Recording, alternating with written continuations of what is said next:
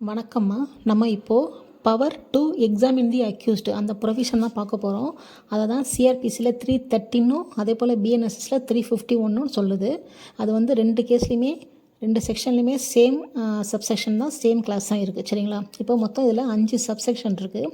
அதில் சப்செக்ஷன் 1 பார்த்தீங்கன்னா அதில் ஒவ்வொரு கேஸில் உள்ள என்கொயரி ஸ்டேஜ்லேயோ அல்லது ட்ரையல் ஸ்டேஜ்லேயோ அந்த அக்யூஸ்டுக்கு உதவி செய்கின்ற எண்ணத்தில் அவருக்கு எதிராக உள்ள அந்த சாட்சியத்தின் அடிப்படையில் உள்ள அந்த சூழ்நிலைகளை விளக்கி கூறுறது தான் இந்த சப்செக்ஷன் 1 சொல்லியிருக்கு.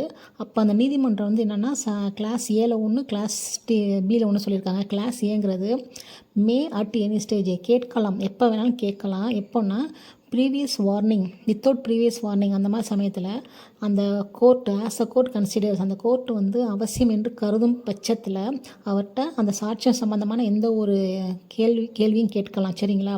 அதே கிளாஸ் பிஏ பார்த்திங்கன்னா ஷல்லு கேட்டே ஆகணும். அது எப்போன்னு கேட்டிங்கன்னா ப்ராசிக்யூஷன் எவிடன்ஸ் முடிந்த பிறகு மற்றும் டிஃபென்ஸ் விட்னஸ் கால் அப் பண்ணுறாங்க இல்லையா, அந்த ஸ்டேஜில் வந்து ஜென்ரலாக அந்த சாட்சியத்தையும் படி அந்த அக்யூஸ்டை கொஸ்டின் பண்ணுவாங்க. இதுதான் சப்செக்ஷன் 1. இப்போ சப்செக்ஷன் 1 ஏ கிளாஸ் ஏவும் கிளாஸ் பியும் பார்த்துட்டோம். கிளாஸ் ஏங்கிறது மே, கிளாஸ் பிங்கிறது ஷல்லு.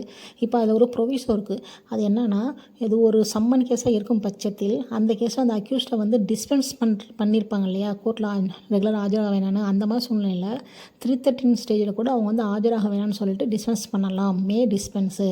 ஆனால் மேக்ஸிமம் பார்த்தா ப்ராக்டிக்கலாக கோர்ட்டுக்கு வர சொல்லிவிடுவாங்க. சரிங்களா? அதே சப்செக்ஷன் 2 பார்த்திங்கன்னா அந்த டைமில் அந்த அக்யூஸ்டோட ஓத்து எதுவும் எடுக்கக்கூடாது. சரிங்களா? ஓத்துங்கிறது சாட்சியம் எடுக்கும்போது கூண்டில் ஏறி தான் எடுப்பாங்களே, முன்னாடி அந்த ஓத்து எடுக்கக்கூடாது.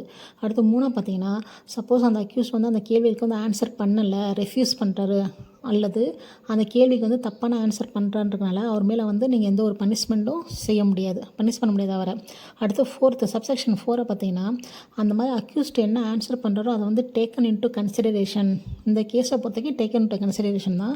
அதே சப்போஸு அவர் வந்து வேறு ஏதாவது ஒரு அஃபென்ஸ் பண்ண மாதிரி ஏதாவது சொல்லியிருந்தாருன்னா அதை அந்த வேறு ஒரு கேஸோட இன்குவரியிலையும் ட்ரையலையும் நம்ம வந்து அவருக்கு சார்பாகவோ எதிர்ப்பாகவோ பயன்படுத்தலாம். சரிங்களா?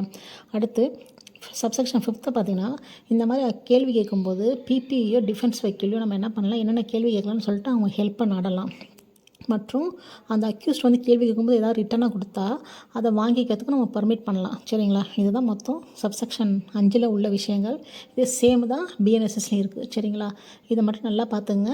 இது வந்து ஒவ்வொரு ட்ரையல்லையும் அந்த ப்ராசிக்யூஷன் எவிடன்ஸ் முடிச்சு டிஃபென்ஸ் அந்த எவிடன்ஸை கால் அப் பண்ணுவாங்க இல்லையா, அந்த டைமில் தான் இது கேட்பாங்க. இதில் முக்கியமான விஷயத்தை நல்லா தெரிஞ்சுங்க, 313 சரிங்களா? தேங்க்யூ.